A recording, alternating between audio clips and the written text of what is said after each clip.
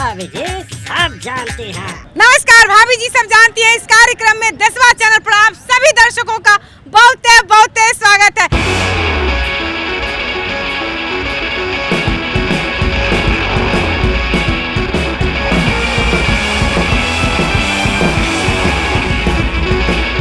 मनरेगा योजना में जाकर के देखिए, जो एससी स्कॉर्पियो में रहते हैं उसका मनरेगा योजना में मास्टर रोल का हाजिरी लगता है। और गरीब सब लोग जो है घर में बैठ करके भूखा रो रहा है। यहाँ स्थानीय जनप्रतिनिधि हैं कहाँ, एक बाहरी आए हैं बेचारे।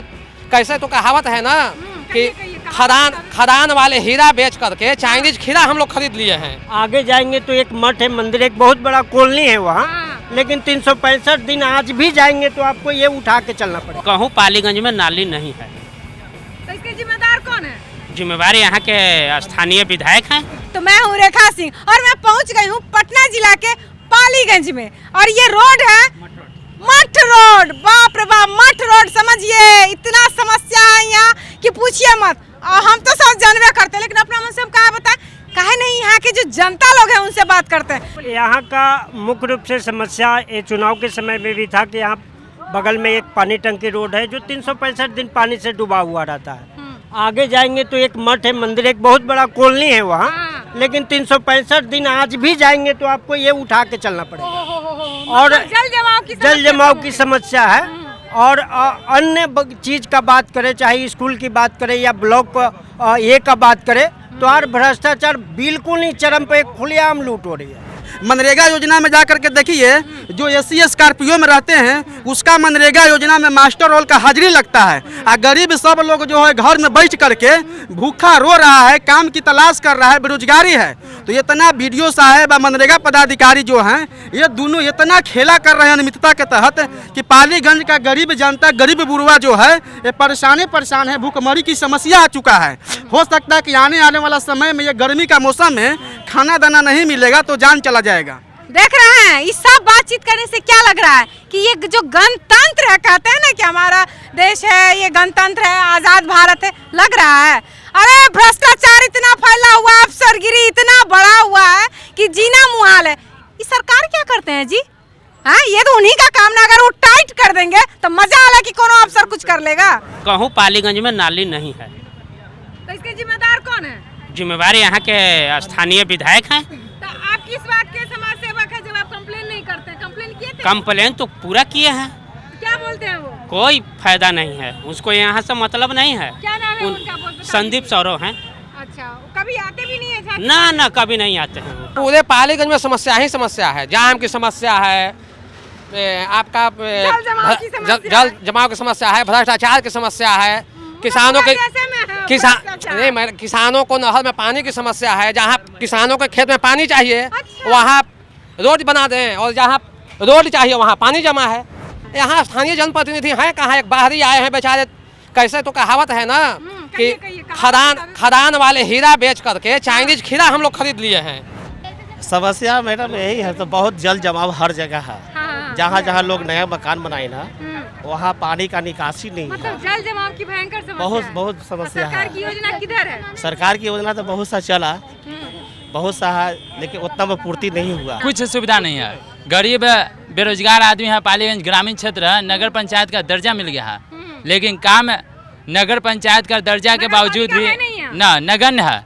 कोई सुविधा नहीं है। साफ सफाई का व्यवस्था आप देख सकते हैं, नगण्य सुविधा है। न खेल ग्राउंड है पालीगंज का, कुछ भी बच्चों के लिए, छात्रों के लिए कुछ भी सुविधा उपलब्ध यहाँ नहीं है।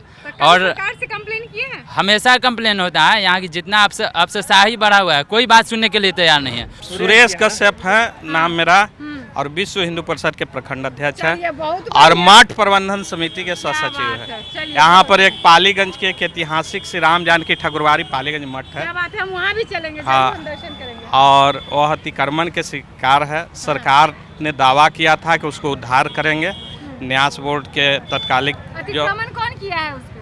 अतिक्रमण बहुत लोगों के द्वारा किया गया है, उसका उद्धार होना चाहिए, जीर्णोद्धार होना चाहिए। यह बुद्धकालीन ऐतिहासिक मठ है जिसकी पहचान पालीगंज से जुड़ा हुआ है। यहाँ की स्थिति अस्पताल से लेकर सड़क तक बदतर स्थिति है। तालाब पोखरा सब है से भर के लोग अतिक्रमण कर लिए हैं, जिसके चलते रोड पर पानी रह रहा है, सड़क पर। तो देखिए ये तो हुआ यहाँ के गली का, रोड का, जल जमाव का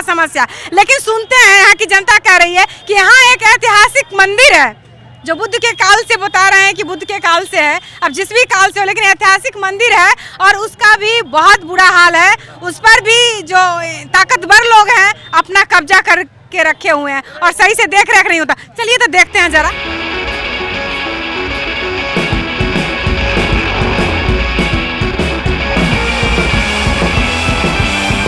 श्री राम जानकी मठ पालीगंज, इस मठ के बारे में कहा जाता है कि ऐतिहासिक मठ है। कभी महात्मा बुद्ध भी यहाँ आया करते थे। बुद्धकालीन ये जगह है, उसकी ऐसी स्थिति है। चलिए जानते हैं यहाँ के स्थानीय लोगों से क्यों ऐसी स्थिति है। यह जो पालीगंज मठ है, इस मठ के स्थापना भगवान बुद्ध के आगमन के पर हुआ था और पालवंशी राजाओं ने इसे कई गांव दान में दिए थे और इसका सैकड़ों एकड़ भूमि था जो आज अतिक्रमण के शिकार है।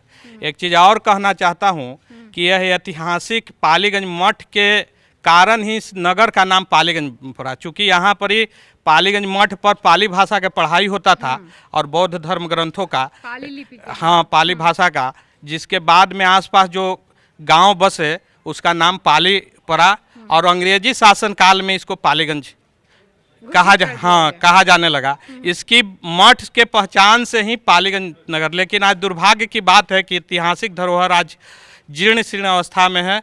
इसकी ज़मीन दबंगों ने कब्जा कर लिया है और सरकार के तमाम घोषणा के बाद भी आज अतिक्रमण मुक्त नहीं है। बगल में 5 एकड़ भूमि है जिसमें सब्जी मंडी लगना है, लेकिन दुर्भाग्य है कि यहाँ के जनप्रतिनिधि से अगर सब्जी मंडी लगाने के लिए फंड मांगा जाता है तो 1 पैसा फंड तक आज तक उपलब्ध नहीं कर, चाहे वो राम कृपाल यादव भाजपा के सांसद या अभी माले के जो संदीप सौरभ है उनका, तो इस सब हाँ संदीप सौरभ इसमें मांग कर रहे हैं। विधानसभा में प्रश्न उठाया है 17 मार्च को कि पार्क बनाया जाए, जबकि यहाँ पर ही गेहूँ या कि गुलाब, तो सबसे पहले मनुष्य को पेट भरने के लिए गेहूं की जरूरत होती है। अगर इसमें सब्जी मंडी लगती है या दुकान बनती है जिसमें हजारों लोगों को रोजगार मिलेगा और पालीगंज जो अतिक्रमण और जाम की समस्या सड़क पर लोग जूझ रहे हैं वह मुक्त हो जाएगा, लेकिन उसके लिए उनके पास फंड नहीं है। हाँ सर बताइए, मठ में आप लोग घूमने फिरने आते होंगे, क्या हाल है मठ का, क्यों ऐसा हाल है? मठ का स्थिति है सरकारी लापरवाही के कारण से बहुत सा इसमें जागरूकता है दबंगों के बीच में है। और पहली बात है कि यहाँ नगर पंचायत की घोषणा कर दी गई है मगर नगर पंचायत लायक कोई काम नहीं हो रहा। आप 2 महीना से दौड़ रहे हैं नगर पंचायत ऑफिस में जन प्रमाण पत्र के लिए जो अभी तक नहीं मिल रहा है। बताइए, त्रिशंकु वाला हाल हो गया ना, ये ग्रामीण क्षेत्र रहा ना नगरीय क्षेत्र रहा। ये तो हुआ मठ, अब इससे भी बड़का मंदिर है जी, वो भी ऐतिहासिक मंदिर है और उसका भी यही हाल है। इन लोगों का कहना है वो भी बेचारा टकटकी लगाए बैठा हुआ है कि कब कोई आए और हमको जीर्णोद्धार करे। चलिए आइए दिखाते हैं।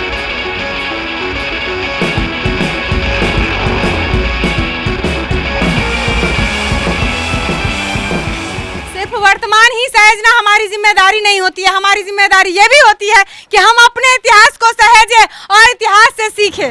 ये सब जगह है, ये गांव नहीं है जी, गांव नहीं है, ये पालीगंज शहर है और जहां मैं जा रही हूँ वो मंदिर है जो ऐतिहासिक मंदिर है, पालवंशों द्वारा बनाया गया है। आइए इन्हें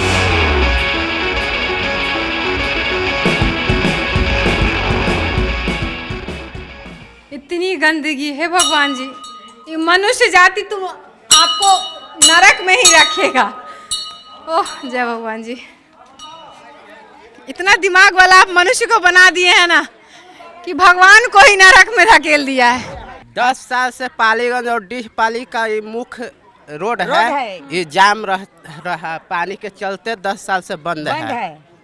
हम लोग के बहुत तकलीफ है, बहुत तकलीफ है, कोई नहीं आता है, कोई नहीं आता है। कंप्लेन किए हैं, कोर्टों में गए हैं और पालीगंज ब्लॉकों में गए हैं। और ब्लॉक से क्या बोलता है वहाँ के जो अधिकारी लोग हैं? वहाँ क्या बोलता है, कुछ नहीं बोलता है। हमने लौट कर चल आते हैं। 10-20 आदमी का 50 आदमी गए थे हम लोग साथ है, और ब्लॉक में गए, कोर्ट में गए, कुछ सुनवाई नहीं हुआ। यहाँ वीडियो भी आए, यहाँ भी देखे, रोड पर भी देखे, फिर भी कुछ नहीं हुआ। अगर जनता कोर्ट में नहीं जाएगी, कोर्ट में जाती है वहाँ कोई फ़ायदा नहीं होता है, ब्लॉक में जाती है कोई फ़ायदा नहीं होता है, जनप्रतिनिधि के पास जाती है कोई फ़ायदा नहीं होता है, तो ये जनता जाए तो जाए कहाँ? आप लोग सोचिए, ऐसी स्थिति में क्या आप लोगों को एक दिन के लिए रख दिया जाएगा? आप लोग रह लेंगे? बैसाख के महीना है, फिर भी इसमें कम से कम 4 फीट पानी भरा हुआ है। नल्ला का पानी 4 फीट भरा हुआ है। इस मोहल्ला के जो कन्या महिलाएं हैं उनको घर में हिलने के लिए सोचने पड़ता है, पूरा कपड़ा जो है उठाने पड़ जाता है, तब जाके घर में जाते हैं। बच्चे का क्या हाल होता होगा? बच्चा कहाँ जाता होगा? सुनिए, बहुत बुरा हाल ये है, यहाँ के जनप्रतिनिधि या पदाधिकारी यही सब करते हैं, केवल अपना परसेंटेज कमीशन देखते हैं। जो सही चीज है, सो सही रास्ता है, उसी को थोड़ा थोड़ा मसाला चटा करके वो अपना पैसा निकाल के गमन कर लेते हैं। जहाँ मसाला लगता है, जहाँ काम करने की आवश्यकता है, वहाँ पे काम जनप्रतिनिधि या पदाधिकारियों के द्वारा नहीं किया जाता है। आप कल्पना कीजिए, थोड़ी देर के लिए कल्पना कीजिए कि सामने में 7 बीघे का तालाब है, उसमें हंस तैर रहा है और उसके मुहाने पर 2 मंदिर है। आप कल्पना कीजिए कितना सुंदर होगा वो दृश्य। और उस दृश्य का क्या हाल कर दिया है कि पूरा जलकुंभी से भरा हुआ है, चारों तरफ अतिक्रमण हो रहा है और इधर जो मंदिर है वो तो डबरा से भी बराबर हो गया है। आप सोच सकते हैं कि हम लोग कितना सहजते हैं अपने इतिहास को। चलिए सर, बताइए तो पोखरा के बारे में। ये पाल वंशी राजा धर्मपाल थे। इसका यथी के पक्की मोटा मोटा पत्थर के चट्टानों से सीढ़ी बना के चारों तरफ से इसका पक्की तालाब बनाए थे।